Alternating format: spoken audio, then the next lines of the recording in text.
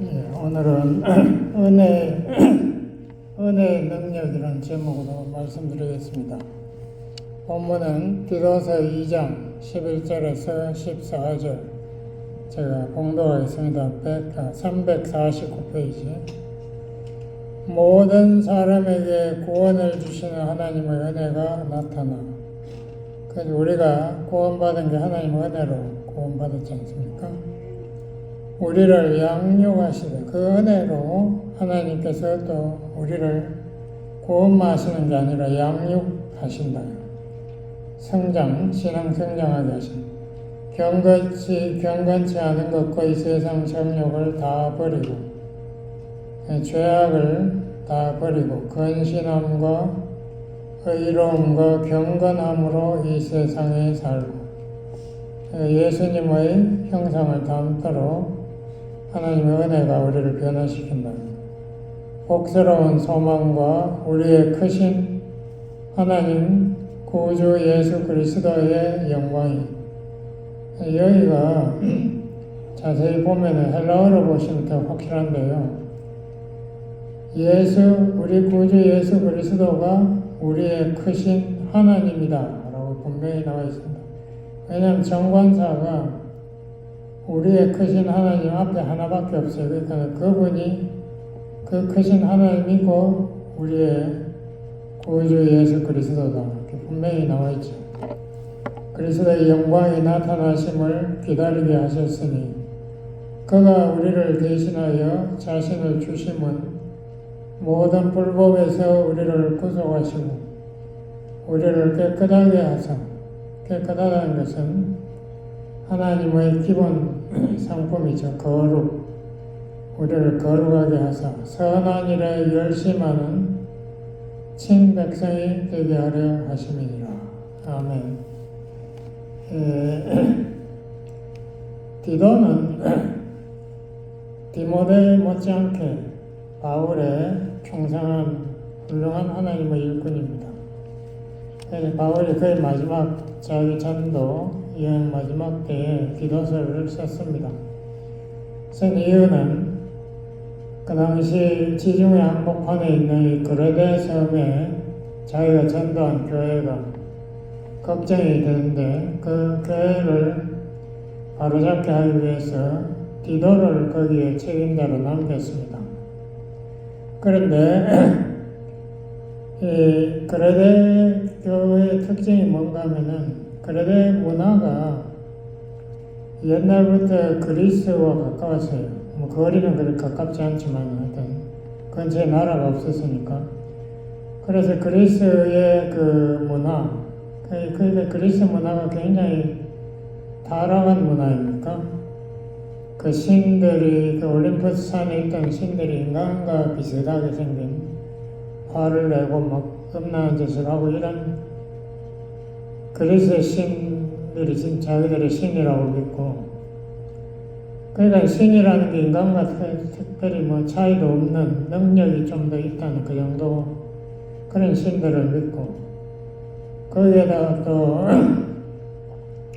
유럽의 그 섬나라, 한복판에 있는 섬나라니까 장사꾼 그 아프리카하고 모든 그런 아시아의 장사길이 있지 않습니까? 그러니까 그런 데서 이 사람들이 돈을 굉장히 탐하는, 그 12절에 보면은 자기네들 그레데인 그 시인이 이렇게 말해요. 그레데인들은 항상 거짓말장이며 악한 짐승이며 때만 위하는 게으름장이라.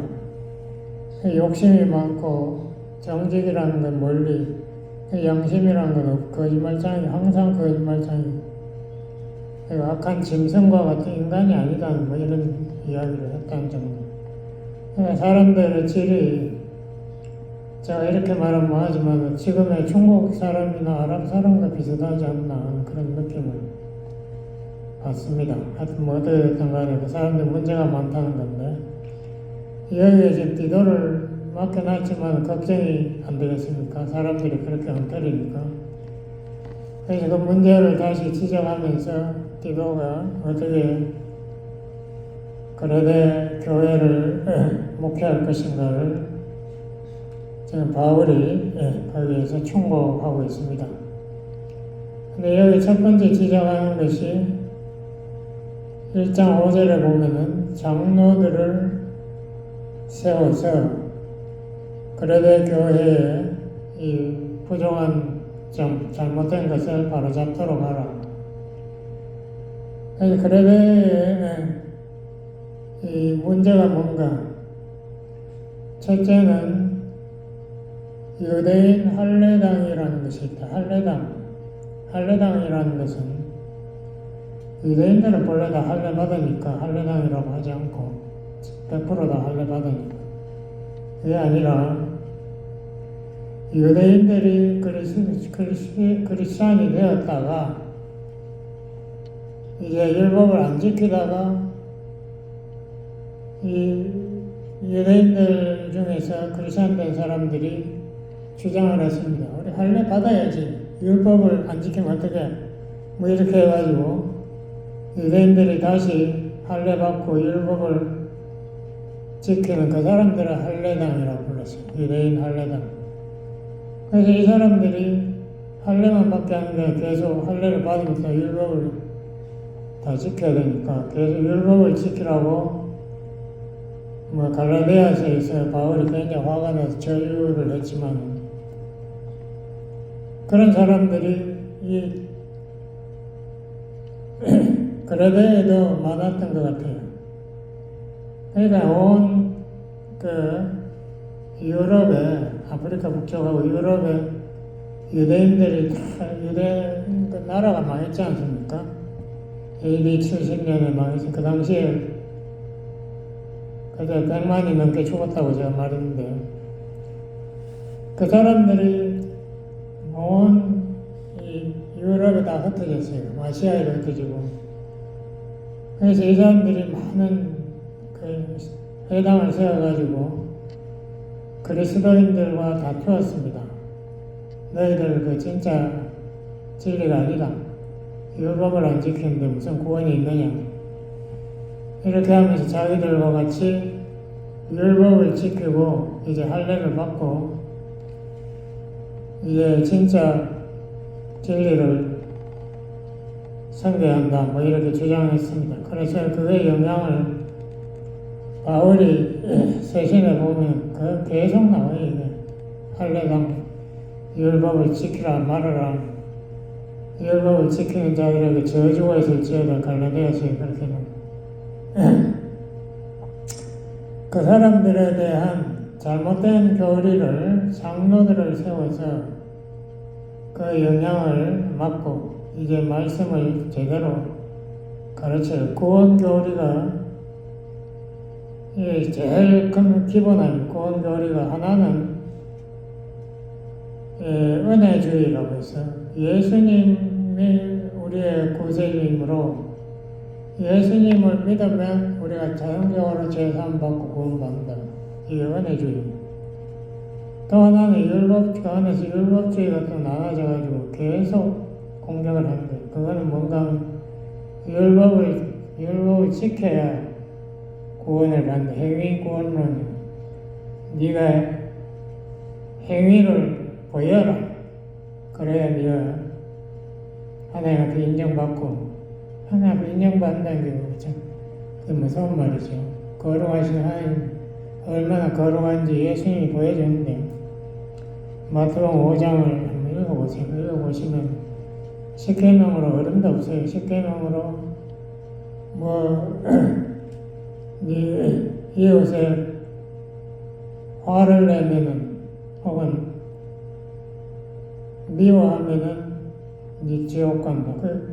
살인 안 해도 그러니까 10계명으로는 살인 안 했으니까 자기는 정당하지만 마음에는 미워하니까 나는 지옥 간다는 거예요. 그러니까 10계명 소용도 없는데 10계명을 지켜야 된다고 다 어성을 치질 않는. 하여튼 이 구원교리부터 해가지고 은혜를 배경하고 율법을 주장하는 유대인들이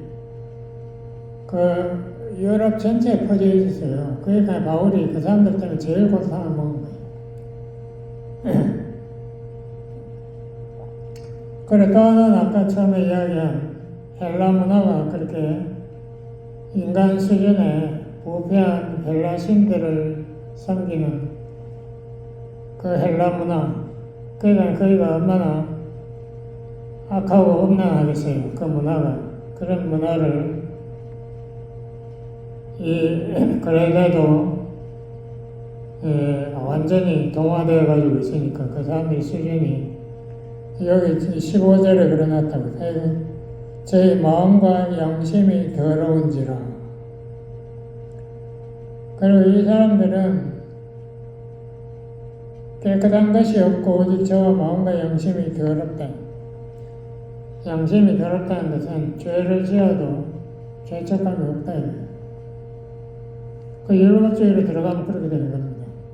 전부 다 상대적이 저 사람도 없겠는데 내가 100% 어떻게 하나 요거는 하나님께 봐주시겠지 이렇게 되는 거예요.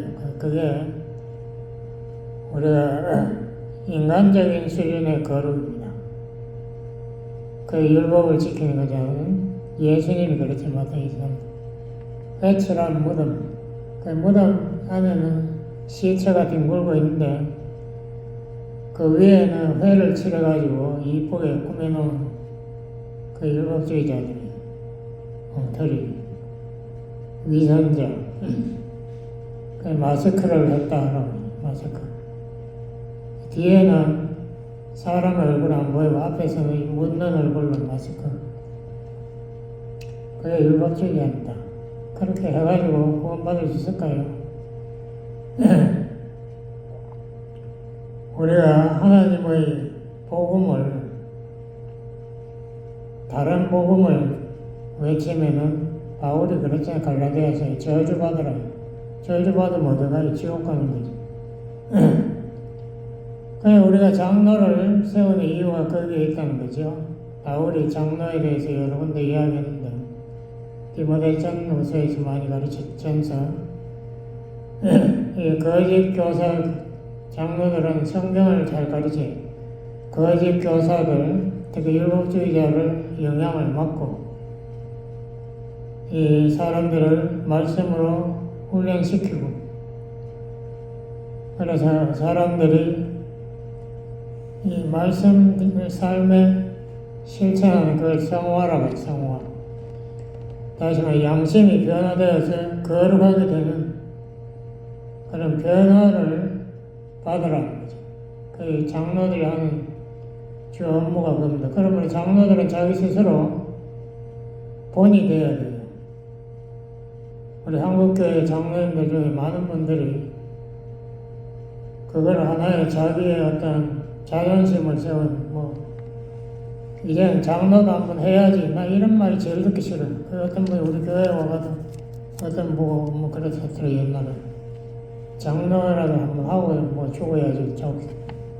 장로가 무슨 권세인 줄 알고 착각을 하고 있는데 우리가 그렇게 타락한 기독교가 되면 안 된다 이거죠. 근데 장로도 이 교회가 점점 커지면서 이제 두 개로 갈라집니다. 본래 장로는 말씀을 가르치는 그것을 직분을 가졌는데요. 그 갈라져가지고 말씀을 가르치는 장로를 목사라는 명칭으로 이렇게 바꾼 것 같아요. 제가 보기에는. 그렇다고 해서 장로님들이 말씀을 안 가르쳤나? 그런 건 아닌 것 같은데 점점 세월이 지나가면서 장로님들은 주로 행정, 그러니까 교회 돈 같은 거 관계하고 이런 출석 조직 이런 거 관리하는 행정장로. 그래서 요새는 장로교에 보면 행정장로와 이 설교장로를 이렇게 나누는데 그게 성경적으로 맞는지 모르겠어요. 하여튼 우리 장로는 그렇게 하고 있습니다. 근데 그거는 가장 근본적인 것을 무시하는 거죠. 모든 장로가 세워진 것은 처음에 말씀을 가르치게 하려고 장로를 세운 거지 행정하라고 세운 거 아니에요. 그거는 나중에 보면 이제 교회가 커지면서 감독이라는 직분이 또 생깁니다. 감독은 이제 여러 교회들을 행정을 책임지는 자.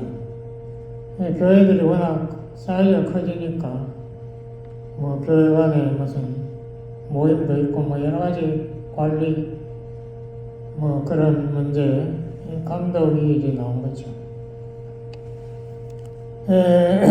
근데 장로의 본래 사역을 제가 잠깐 말씀드리면은 에베소 4장 13절 이하에 자세하게 나오는데요. 거기에 처음에 가르치는 게 성도들을 말씀으로 가르치라라고 분명히 나와요. 장로님들은 말씀 사역을 할 수 있어야 돼요. 말씀을 가르치고. 그리고 말씀을 가르침으로써 성도들의 영적인 성장, 그거를 도와주는 것이 제일 중요하죠. 근데 우리 교회는 지금 소그룹도 안 모이니까 하기가 그렇지만 우리가 교회가 조금 더 성장하면 소그룹을 해가지고 장로님도 한 소그룹을 맡아야 돼요. 그래서 소그룹에서 말씀을 가르치시고 그렇게 하시면 장로의 본래 역할이 제대로 되는 거죠. 그 다음에 에베소 4장 13절 이하에 보면은 교회 집사들의 사역이 있습니다. 집사들은 본래 사도행전 7장에 보면은 이 과부들을 도와주는, 과부들 식사 대접 뭐 섬기는 그런 거를 하도록 집사들을 7사람을 세웠지 않습니까? 그러니까 집사들은 은사 사역을 벌써 담당하도록 되어 있죠. 그렇다고 해서 장로님들은 은사 사역 하지 마라 이건 아니죠. 다 물론 하는데 집사들은 특별히 은사 사역 중에도 섬김의 사역, 가르치는 것은 주로 장로님들이 많이 하니까 집사님들은 섬기는 것, 도와주는 사역을 하고 장로님들은 집사님들의 은사 사역을 잘할 수 있도록 도와주는 사역을 해야 됩니다. 그 집사들을 도와주고 관리하는.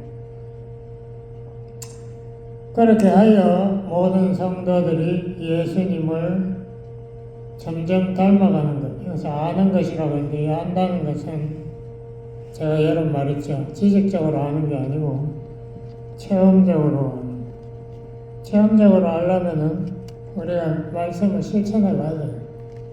삶에 실천해 볼 때, 아하, 이 말씀이 맞구나. 이 말씀이 정말 성령의 능력으로 역사하시는 거.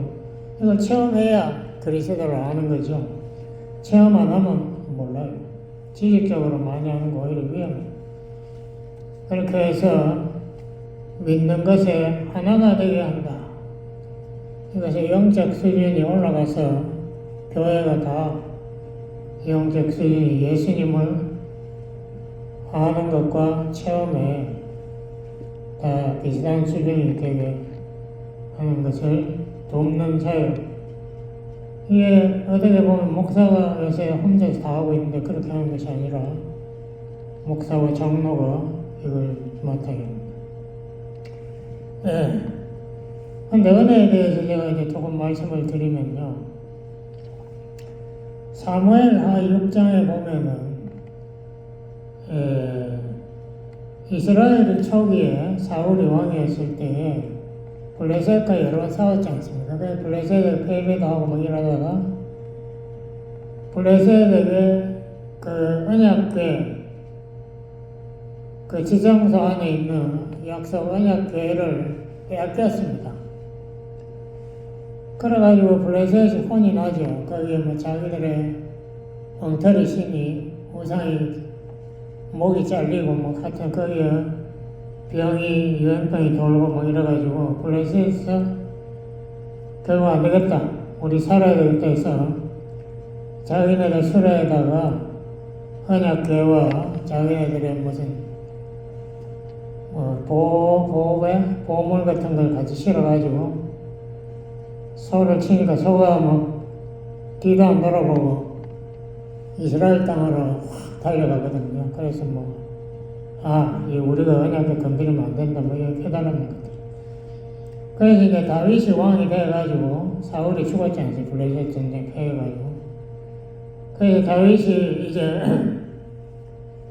블레셋 사람이 하는 걸 본받아가지고 수레에다가 언약궤를 실어가지고 그 아비나답이라는 사람 손자 우사가 그걸 지도해가지고 이제 예루살렘으로 이걸 옮겨오려고 이제 하는데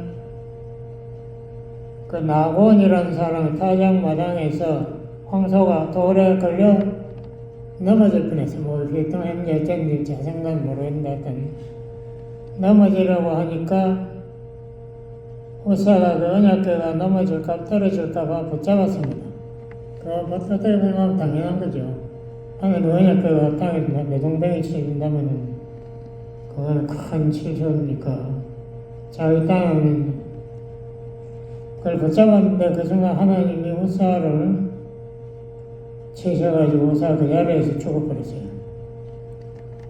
그래서 다윗이 깜짝 놀랐죠. 아 이거 우리가 언약궤를 잘 모시려고 하는 하나님이 왜 이러나.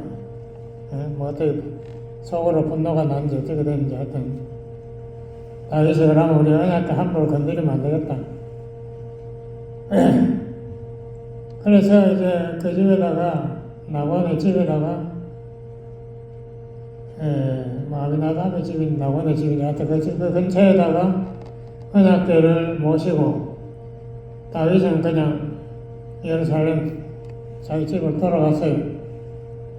그래서 3개월 동안 다윗이 제사장들한테 물어보기도 하고 이렇게 해서 자기들은 연구를 해가지고 그때 소문을 들으니까 이 언약궤를 잘 모시고 있는 그 집에서 하나님께서 축복해가지고 그 집에 막 크게 부자가 됐다 이러니까 막 하나님 축복한다는 말을 듣고 다윗이 또 자기도 축복받아야 되니까 이제 다시 준비를 해가지고 이제 언약궤를 옮기려고 합니다. 그래서 이제 레위기를 읽어보니까 언약궤를 옮기려면 제사장 특별히 거기에 허락되는 레위인들이 따로 있어요. 그 사람들이 그 언약궤에다가 이렇게 장대를 두 개를 집어내가 어깨에 메고 언약궤를 옮기게 돼. 절대 짐승 수레에 옮겨 이런 거는 블레셋 사람들이에요. 그리고 그 앞에서 제사를 드리고 다윗이 제사장 복을 입고 춤을 췄다. 이거 제가 생각에 하나님 봐주는 것 같아요. 원래 제사장 복은 제사장이 입는 건데 다윗이 하나 잘 보이려고 자기도 제사장 복을 입었습니다. 그래 춤을 자기대로 뭐 힘껏 추고 하나님 앞에 잘 보이기 위해서 자기의 왕의 자존심을 다 내버리고 했는데 집에 들어오니까 이제 미갈 그 사울의 딸이 기다리겠다 코웃음을 탁 치는 거예요. 아유 오늘 왕이 말라벗고 춤추는 꼴 좋다 뭐 이렇게 이야기했는 것 같아요. 그때 다윗이 속으로 분노했죠. 분노하면서 네가 왕의 딸이라고 나를 비웃느냐. 하나님이 네 아버지 집 다 버린 거 아니냐. 다 죽었다. 그리고 나를 저 산 양을 치는 목동 나를 선택하셨다. 내가 뭐 왕의 후손이라 선택하신 게 아니지 않느냐. 하나님이 은혜로 나를 선택하셨다. 자, 이 사건을 제가 왜 이야기하는가 하면은 다윗이 또 그 말에서 네가 나를 뒤에서 비웃더라도 나는 더 힘껏 하나님 앞에서 뛰놀겠다. 이 사건을 통해서 우리가 하나 깨달아야 되는 게 있습니다. 하나님 앞에는 모든 정성을 다 바쳐야 돼요. 왜냐하면 하나님 거룩하시니까. 우리가 하나님 앞에 설 수 없습니다. 이사야 6장에 나오지 않습니까? 성경에 들어가니까 자기가 환상을 봤는데 하나님이 보좌에 앉으셨는데 하나님의 옷이 너무 길어가지고 옷자락이 온 성전에 가져가더라. 와, 하나님 옷만 봐도 자기 깜짝 놀랐어. 근데 천사들이 날개 6 수락 천사들이 계속 찬송을 하는 게 한마디밖에 없어. 거룩. 자기가 그걸 보고 그 자리에서 엎드리면서 하지 않습니까? 난 죽일 놈이다.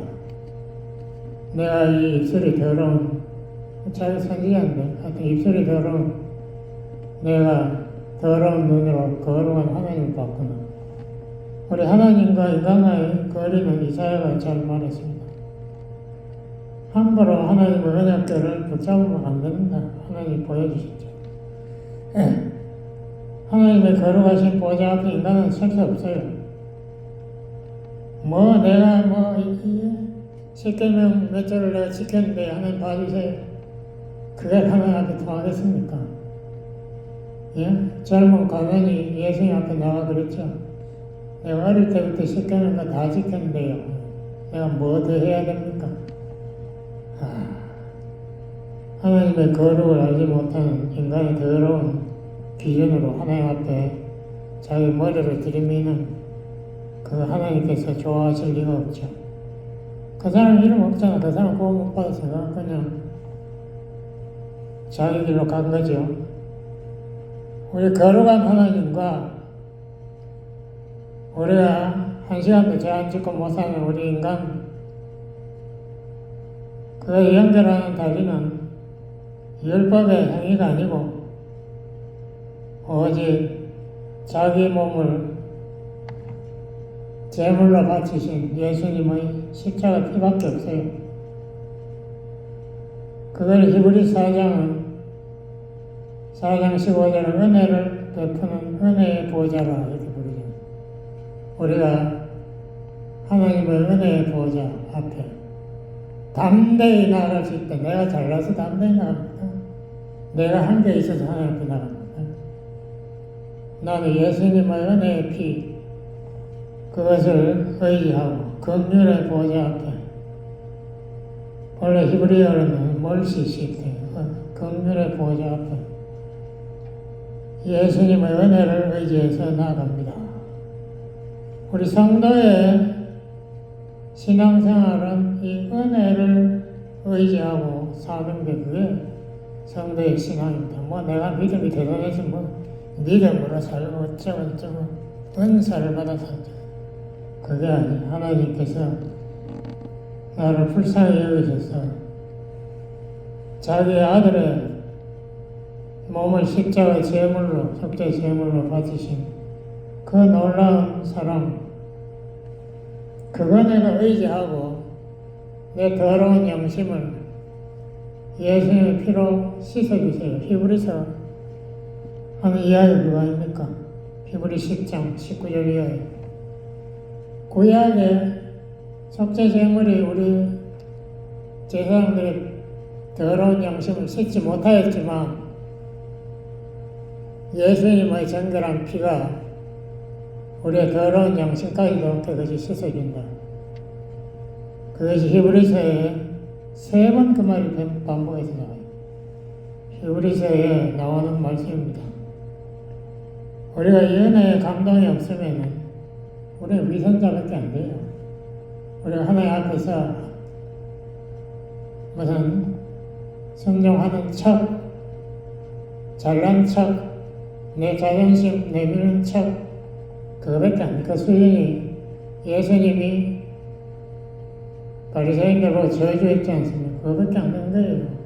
하나님 보시기 콜불견이거든, 그거는. 그거를 내세우겠다고. 그게 아니고, 이 은혜만이 우리의 마음과 양심을 깨끗하게 신다, 이게 히브리서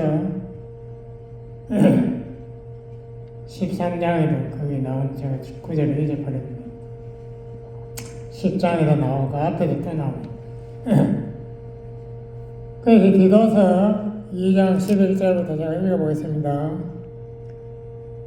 모든 사람에게 구원을 주신 하나님의 은혜가 나타나 우리를 양육하시되 병같이 하는 것과 이 세상 정욕을 다 버리고 우리가 어떻게 이 세상 적용을 다 버립니까? 경건치 않은, 거룩하지 않은 것을 다 버린다. 하나님의 은혜가 우리 마음 움직여야지 우리가 엎드려서 죄 회개하게 되지. 내 생동생성한 내가 잘났다고 생각하는 그 마음으로 어떻게 회개가 됩니까? 내가 언제 죄를 다 버렸어요? 근신함과 의로움과 경건함으로 이 세상에 살게 한다. 근신함이란 쉽게 말하면 절제. 내 죄의 욕망, 이게 아담 때부터 우리가 물려받은 건데, 그거 절제 어떻게 해요?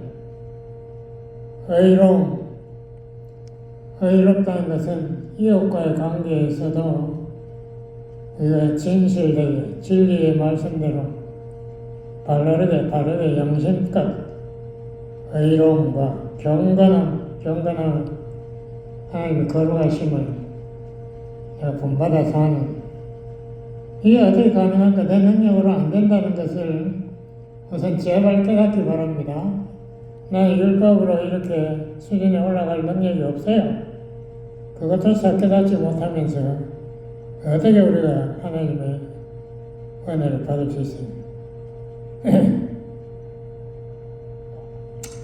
이 세상에 살고 복스러운 소망과 우리의 크신 하나님 구주 예수 그리스도의 영광이 나타나심을 기다리게 하셨으니, 이것을 우리가 성화, 그리고 지금 읽은 것은 영화라. 예수님, 하나님이신 예수님이 우리 앞에 영광스럽게 나타난다. 그것이 우리의 복이다. 우리의 소망이다. 내가 잘났다는 것이 나타나는 것이 아니라 참 하나님의 거룩하신 광채가 예수님의 재림 때에 나타난다는 것. 그거 보는 것이 우리의 소망이다.